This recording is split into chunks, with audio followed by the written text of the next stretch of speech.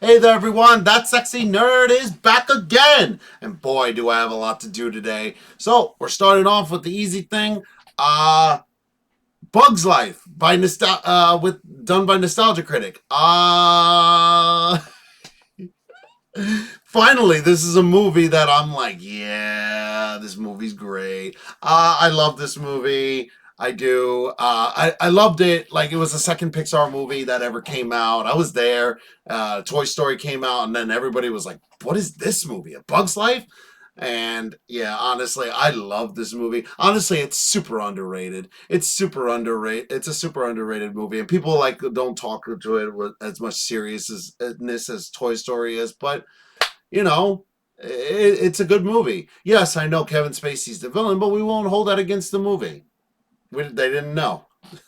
This movie's super nostalgic for me. I used to watch it at my grandmother's house like all the time whenever I'd stay with her.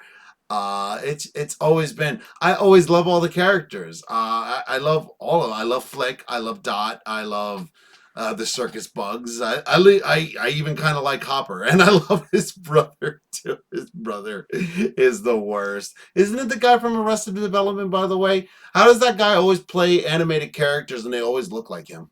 Always. I don't know. But yeah, I mean, honestly, this is gonna be a movie for me. I bet you Doug is going to be like, this is boring. I don't remember what he said during Disney December when he did the Pixar movies. But yeah, not much to really go over. Let's just get into the episode. And remember, please smash that like button if you want to see more sexy and nerdy content, and subscribe if you think I deserve it.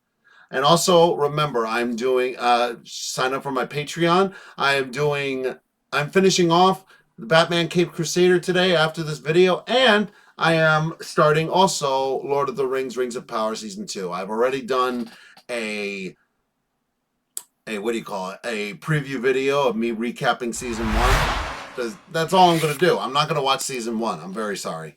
It's not... It was so boring. I couldn't even get through the first episode. Y'all know though that it's that bad. Now hopefully this is a little better. Hopefully this season will be a little better. I feel like they're following the story a little bit better. But with that being said, let's just get into the episode, y'all.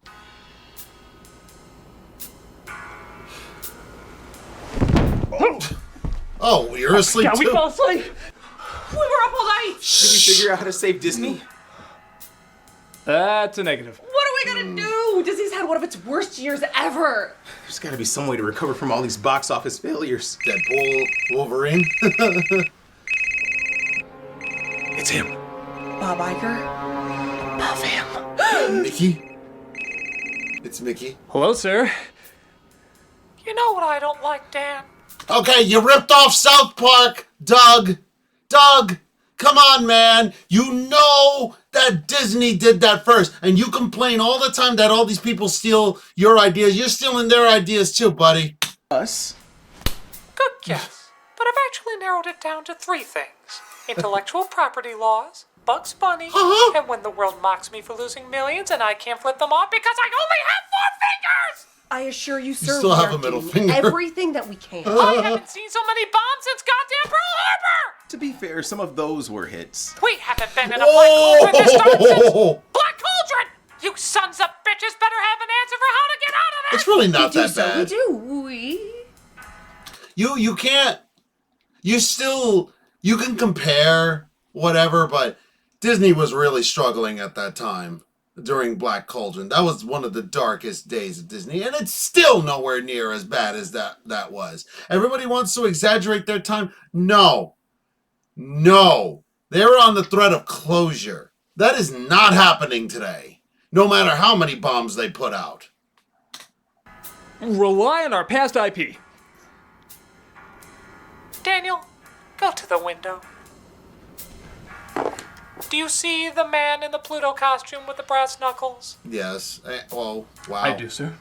Go to him, Daniel. He has a message for you. No. I get the message. Oh my God. Obviously, don't go to him, you dumb... Ugh. Oh, God!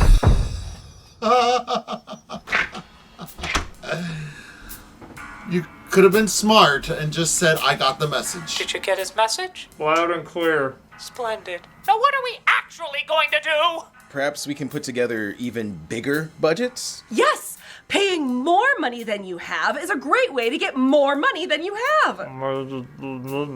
Exactly. Wait a minute. Have you checked the box office? No. Inside Out 2 is still making money. But that came out weeks ago. Doesn't happen. I know, it's And weird. Deadpool and Wolverine is still making money. What was their budget? Just the regular amount. Those Yeah. are the only Pixar and Marvel movies coming out this year. Crispity, crunchity, peanut buttery. Jesus, do you know what this means? We need to spend time on good storytelling, smart surprises, and interesting characters in order We need to rely on our past IP! Another Frozen, another Avengers, another Moana, another Avatar, another Toy Story, another Zootopia, another Snow White, another Captain America, another Frozen, another Avengers, another Moana, another Avatar, another Lion King, another Lilo and Stitch, another Sister Act, another Shang-Chi, another National Treasure, another Aladdin, another Hunchback of Notre Dame, another Incredibles, and we'll finish it off with the biggest blockbuster of all time, Tron 3. What? Tron 3? And don't forget another Bug's Life. Why not? Ken, even we're not that desperate. What? What? Sorry. Fuck off. Fuck you, Doug. Oh, it is not that bad. Hello, I'm the Nostalgia Critic guy, remember? So like you that. don't have to. Usually when you hear the name Pixar, you think of some of the best animated films that came Yes. out the past few decades. Yes. Some of the most underwhelming films to be connected with that lineup. And the then ones that are in A the Bug's middle, Life, right? Shut up. Which is there. I love this movie. Fuck you. And fuck anybody else who A doesn't. follow-up to not only a cinematic game changer, but also a box office smash. A Bug's Life really isn't talked about that much when discussing Pixar's history. I guess it's not seen as a bad film, but it's not really seen as worth much discussion either. Part of that could be there's a little bit of an animated bug race when this film came out. Yeah. You see, Jeffrey Still Katzenberg better left than Disney ants. to go form Yes, I DreamWorks know and the story. claimed he took the idea of a CG animated bug movie with him. Disney said, like hell you are, and worked double time to make their version before his. In the end, DreamWorks got there first with their 1998 hit Ants, but Disney made an even bigger splash that summer, making even more money with their film. However, while most found the film okay, it was clear this wasn't what we expected from a follow-up to a film that won an Oscar for Best Original Screenplay. Okay. And as much as we like to make fun of Pixar for doing nothing but sequels and spin-offs now, That's funny. we forget literally their third movie was a sequel.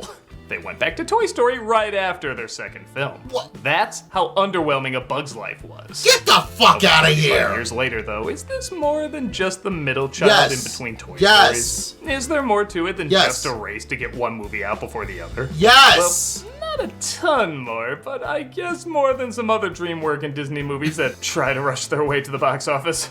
I know I'm being a prick. I know I'm being such a prick. But at the same time, this is a very nostalgic movie for me.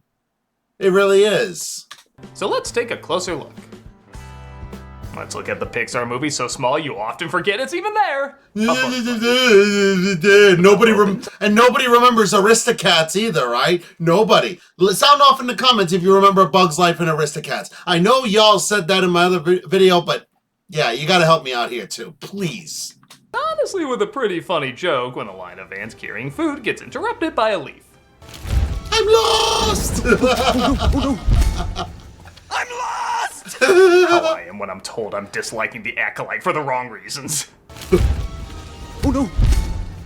I'm lost! Who's that? I The line didn't is watch gotten it back at all. on track by Mr. Soil, played by Rowdy McDowell. And I'll admit, I forgot what a good cast this movie has. It is. Dave Foley, Julia Louis-Dreyfus, Phyllis Diller, Richard Kind, David Hyde Pierce, Madeline Kahn, Bonnie Yes. Hunt, Dennis Yes. Leary. Yes! Some really funny people.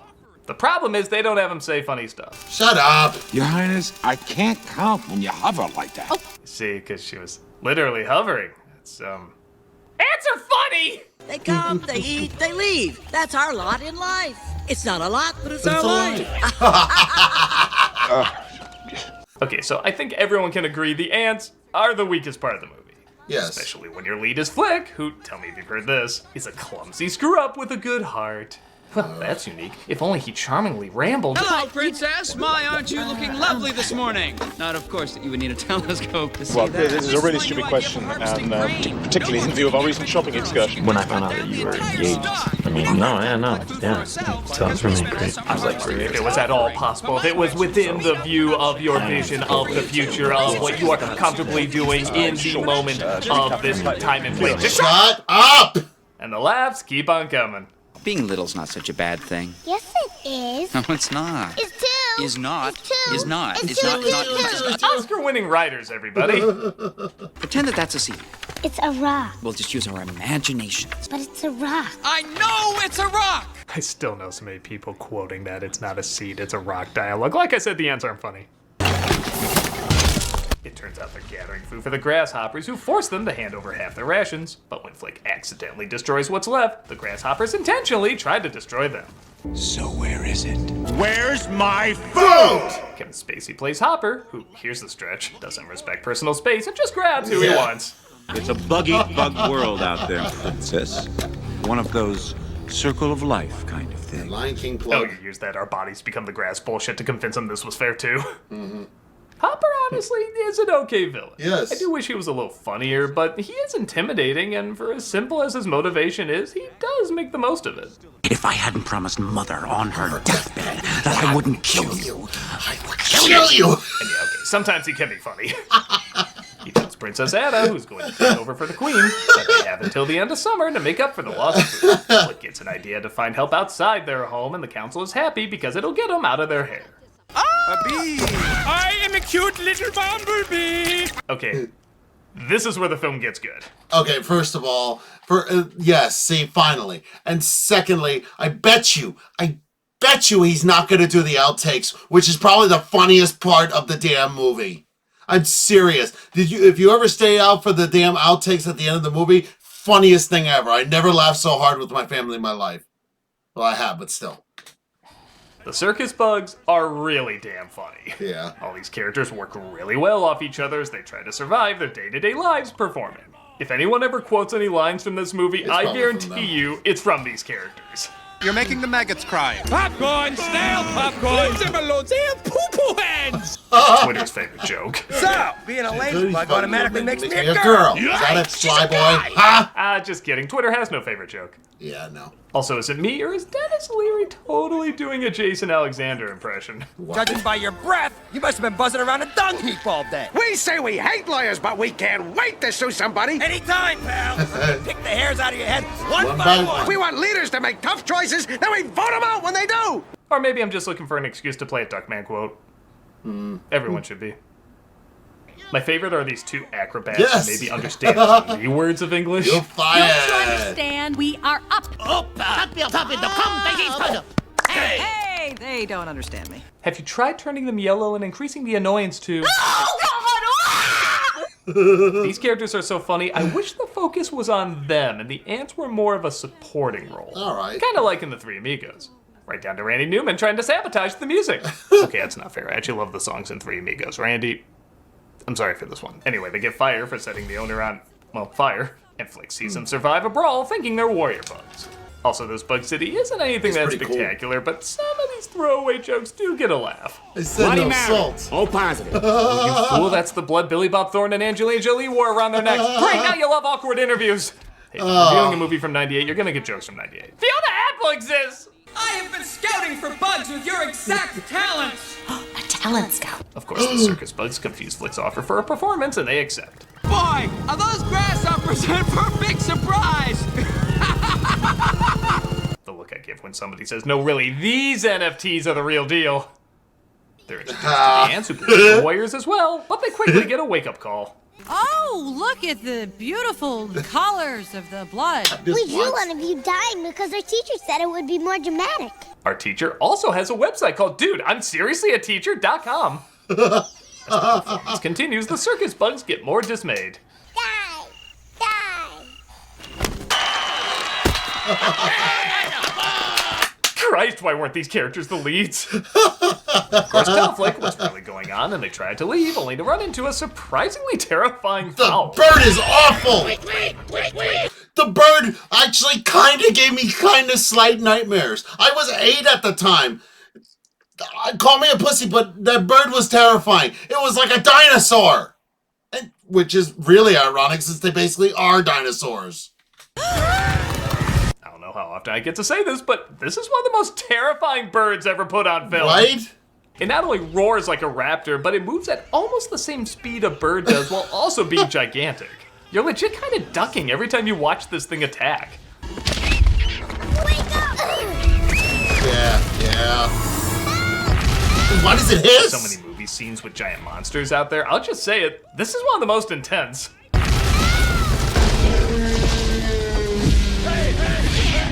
They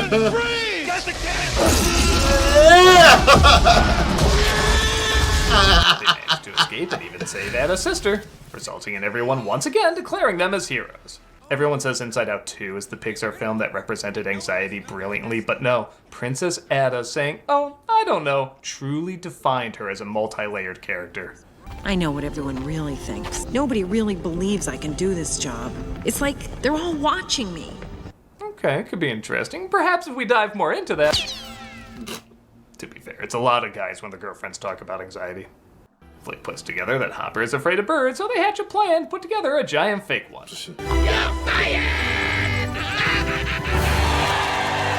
All we have to do is burn Nicolas Cage alive inside and we'll be set. Meanwhile, the grasshoppers want to stay and party, leaving the ants behind for a season. When Hopper reminds them there was one ant who stood up to him, he makes it clear one can become many. How about this? I mean, again, dark. The face Spacey gives way. Here's another lawsuit. Yeah. Those ants outnumber us 100 to 1. And if they ever figure that out, there goes our way of life. Thank God ants aren't mathematical in any conceivable way. Yeah, seriously. But it's a liar reveal story from the 90s, so let's get to the shitty stuff. Looking for a bunch of circus performers. It's not wrong. You've seen them. Yep, the circus bugs are out, which of course means the plan that has nothing wrong with it totally can't work. And Flick is cast out because that's just what we gotta do in these god-awful third acts. So stupid. Jesus, I'm glad these aren't done that often anymore. Tell me this isn't true. We're going to hide all this and pretend it never happened. By the way, did you know liar revealed is the official term for it now? I always just called it that because I couldn't think of something better, but now it's the actual name of this awful cliche. You came up with it. I never thought I'd see the day when an ant would put himself before the rest of his colony. Why are the aphids let the heavy drama of basically a rom-com Mad Libs really sink in. Y'all, we need at least 10 minutes of this short running time totally dedicated to this. No laughs, no jokes, no nothing. This is powerfully depressing shit. You are powerfully depressed. You lied, Flick. You lied to her. You lied to the colony. You lied to me. Look, I've said this before in the past. You can do this trope all you want, just do something different or funny with it. But everyone back then thought they were the first ones to perform this amazing twist, so they were always gentle enough to let us recover from this bombshell of new emotions we've never experienced before. Waterboy did this. I just wanted to make Oh, well, I never saw Waterboy. I want you to leave, Flick. And this time, don't come back. Can you just move on so I can see what reference you made with the cookie box? Dumbo, good to know. Oh, I'm sorry, please, continue to rip my heart out. They give the Phantom Menace a shot to rip off, and the grasshoppers are so pissed there's no food, they decide to hold him hostage. Meanwhile, oh no, I really think they're gonna leave, guys. No way Flick's gonna change his mind on this. I'm sorry, it's been a while since I've seen this trope in full bloom, and God, what an awful weed. Pretend it's a seed, okay? Like we want you to pretend this is Toy Story. He, of course, gets the nerve to go back, and they stage a rescue, distracting the grasshoppers with a show. Oh, and also the true blueberries apparently rock. Blueberries rock! Yeah! Disney, I'm confused. Are ducks the ones with rocking abilities or blueberries? Because both would be an overabundance of rock. As the show goes on, the bird is prepared and launched.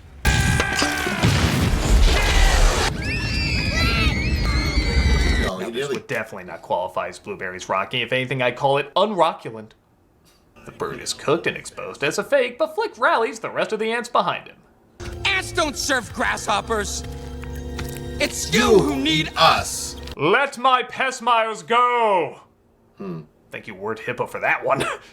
They team up and scare the grasshoppers away, putting Hopper in a cannon. Happy landings, Hopper. I mean, he can fly, so... Yeah, I know. But a storm starts up, separating everyone, and Hopper goes after Flick. Adam manages to save him, but Flick has another idea. Hopper! There's almost weirdly a lot of good shots of this character. Flick leads him towards the bird's nest, and yeah, this is a pretty cool Disney villain death. It was scary!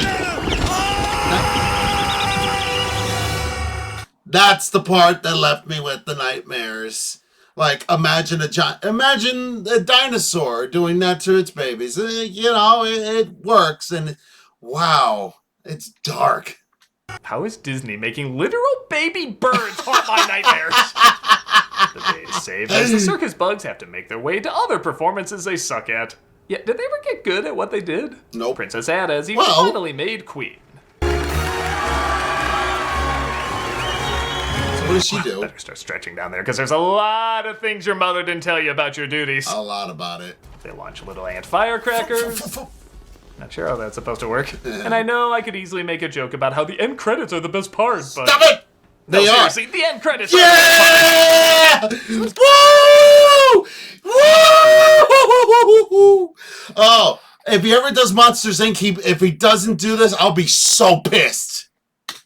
I don't understand why Pixar stopped doing this. I could never understand it. I was literally always waiting for this. Did they put all their ideas into the Marvel post-credit scenes? It's ridiculous. And for a couple Pixar movies, the end credits are the best part. So this was a trend for a couple Pixar movies, and this was the first one to do it. They ran bloopers, not of the voice actors flubbing their lines, but of the characters flubbing their lines. And they do a really good job making them sound and feel legit. To infinity and beyond! I'm sorry. I couldn't resist. Julia Louis-Dreyfus is almost famously known for having the giggles, so it really feels authentic when she randomly can't stop laughing. Oh, that is Are you saying I'm stupid? Yes! I'm sorry. These bloopers were so popular that halfway through the film's run in theaters, they put in new ones. Toy Story, It's a clever way to possibly bring back audiences who maybe had no interest in seeing it again. I'll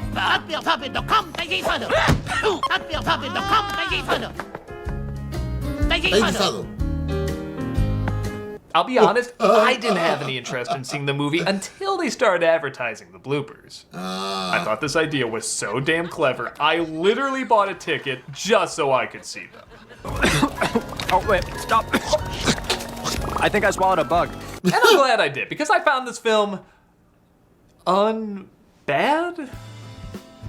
So, yeah, the circus bugs weren't in the movie, I don't think I would have enjoyed it, but they are, and they take up a lot of screen time. The main problem really is the ants and the stale storytelling. I can't really say the worst moments are god-awful, though, they're just annoyingly standard. But at the same time, it is kind of interesting to see Pixar's second outing was so standard and mundane. People forget there's a little bit of a worry that maybe Toy Story was the only good film they had, but then they released Toy Story 2 and a whole bunch of other good films, and they showed they were usually a studio of high quality. And I guess I find it interesting high when a quality. studio of high quality makes not a low quality film, but an average quality film. Hey, listen, it's better than anything Disney was putting out before Deadpool, Wolverine, and Inside Out 2. Y'all can't disagree with me on that. Then on their second try. I know it sounds odd to say, but for such an interesting history the studio has, even their non-interesting films in this context can surprisingly be kind of interesting. I'm the nostalgia critic guy, remember? So you don't have. You know, there was that little walking stick joke too, by the way. You know, I was a kid, I was a dork. And I loved the only bug I was like kind of interested was the walking stick, because I lived in the Bronx. We knew about cockroaches and nobody liked them, and it was but anyway, I loved learning about walking sticks, and it's actually really funny. That joke just made me really laugh because, you know, I was like, I see a walking stick in a movie and I'm like, woo! I feel cool for once. Woo!